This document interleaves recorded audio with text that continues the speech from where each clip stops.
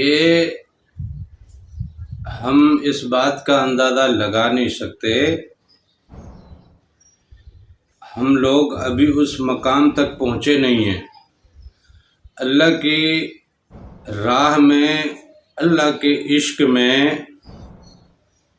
جب انسان قدم رکھتا ہے اور جسے اللہ کی طرف سے پھر عطا شروع ہو جاتی ہے، اور جب اس کو انوار اور تجلیات کے مناظر ملنا شروع ہوتے ہیں، اور وہ جب باطنی سیر میں نکلتا ہے، وہ اس بات کو بہتر سمجھ سکتا ہے، ورنہ ہم اس بات کو سمجھیں تو کیسے سمجھیں؟ ہماری عقل کا لیول جو ہے نا بہت چھوٹا ہے۔ بہت چھوٹے لیول پہ اللہ تعالیٰ نے ہمیں عقل و شعور کی دولت دی ہے۔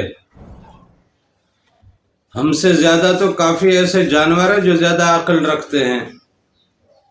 آج کل سائنس اور ٹیکنالوجی کے دور میں مختلف مخلوق ایسی دکھلانے کی کوشش کی جا رہی ہے کہ جو اس روئے زمین سے ہٹ کے کسی اور سیارے میں رہتی ہے، اور ہم انسانوں سے زیادہ وہ ترقی اور ٹیکنالوجی میں زیادہ مہارتیں رکھتی ہے، زیادہ عقل رکھتی ہے۔ یہ تو خیر ٹیکنالوجی کے طور پہ لوگوں کی ذہن کو اپنی قید میں کرنا اور ان کو ایک نئے خوف میں مبتلا کر کے ان کو ایک نئی سمت دینے کے لیے یہ ایک صہیونی سازش ہے، لیکن یہ ہے تو صحیح نا۔ اس چیز کو اس حد تک وہ بیان کر رہے ہیں یا وہ دکھلا رہے ہیں، یہ جو ویژن ہم نے کریٹ کیا، پھر اس ویژن کو ہم نے باقاعدہ ایک ویڈیوگرافی میں پوری منظر کشی اور پوری عکاسی میں جب ہم اس کو لوگوں کے سامنے لائے تو دیکھنے والا حیران رہتا ہے۔ یہ تو انسان کی ویژوائزیشن ہے، یہ انسان کی کریشن ہے، یہ اس کی تخلیقی صلاحیت ہے کہ وہ اپنی تخلیقی صلاحیت میں اپنے آپ کو کمتر بتا رہا ہے اور دوسری کسی مخلوق کو اس سے زیادہ ذہین اور فطین بتا رہا ہے، اور ٹیکنالوجی میں ہم سے کہیں زیادہ ایڈوانس وہ بتا رہا ہے۔ لیکن حقیقت میں بات یہ ہے کہ انسان واقعتاً عقل و شعور میں بہت ہی کم درجہ رکھتا ہے۔ اللہ تعالیٰ نے فرمایا وَمَا أُوتِيتُم مِّنَ الْعِلْمِ إِلَّا قَلِيلًا، کہ تمہیں جو علم دیا ہے یہ تو بہت کم ہے، یہ بہت کم علم میں نے دیا ہے۔ تو اس لیے اس بات کا اندازہ ہم لگا نہیں سکتے کہ اللہ کے راستے میں جو منزلیں ملتی ہیں، ان منزلوں میں انسان کی کیفیت کیا ہو جاتی ہے۔ ظاہری وجود کا کوئی عمل دخل رہتا ہی نہیں ہے نا۔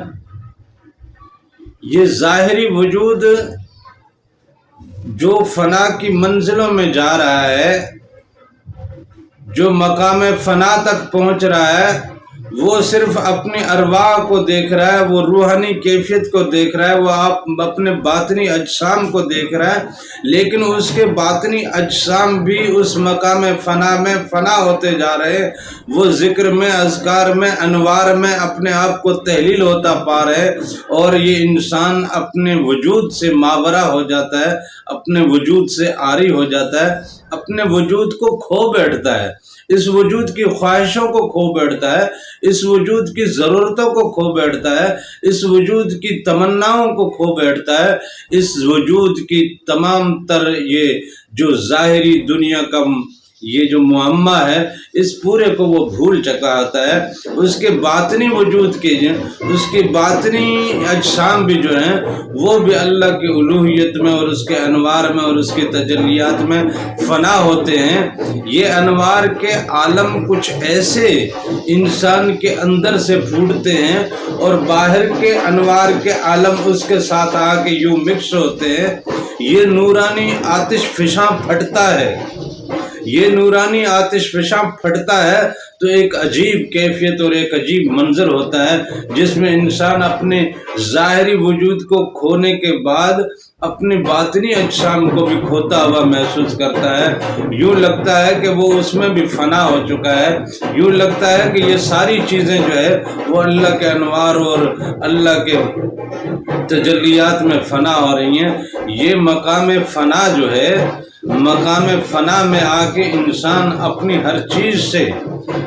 ہر چیز سے دستبردار ہو جاتا ہے، اپنی ہر خواہش سے دستبردار ہوتا ہے، اپنی ہر تمنا سے دستبردار ہوتا ہے. یہاں تک کہ وہ ذکر کی محفل سے بھی، وہ اللہ کے انوار میں جو گم گشتہ ماحول تھا اس ماحول سے بھی وہ نکل جاتا ہے. وہ ایک حال کی کیفیت میں ہوتا ہے، ایک حال کی کیفیت میں ایک ایسا اس کے اوپر وجد طاری ہو جاتا ہے، ایک ایسی کیفیت طاری ہو جاتی ہے کہ جس کیفیت میں انسان اپنے آپ کو مکمل بھول چکا ہوتا ہے، اپنے آپ کو بھلا بیٹھتا ہے.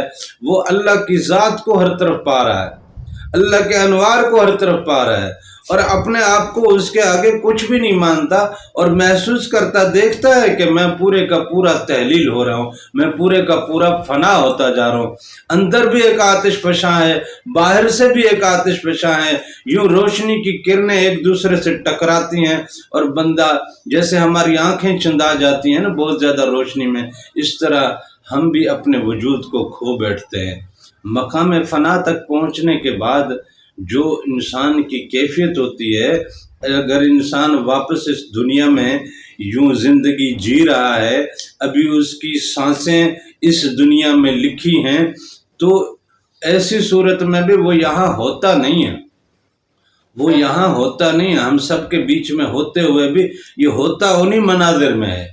ہم سب کی محفل میں ہوتے ہوئے بھی یہ محفل کسی اور میں ہی رہتا ہے. پھر وہ ہماری محفل میں رہتا نہیں ہے. اس کے خیال میں، اس کے تصور میں، اس کی سوچوں میں وہ جو ہے وہاں کے منظر ہوتے ہیں.